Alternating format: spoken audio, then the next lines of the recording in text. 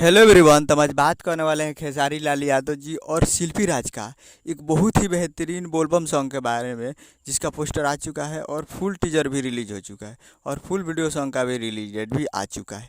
और इस गाने को लिखे हैं भागीरथ पाठक जी और इसमें म्यूजिक है आर्या शर्मा जी का।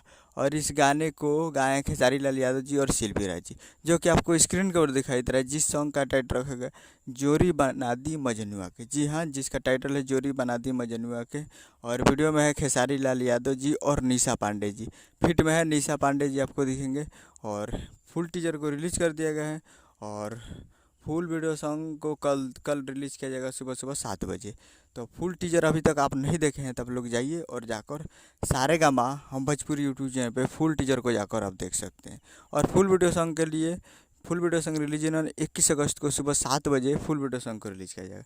यानी कल सुबह में 21 अगस्त को सुबह 7 बजे तैयार रहिएगा फुल वीडियो सॉन्ग के लिए। और फुल टीजर आप जाकर सारेगामा पे देख सकते हैं।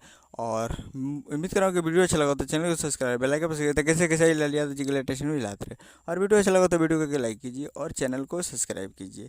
मिलते हैं अगले वीडियो में, तब तक के लिए जय हिंद, जय भोजपुरी।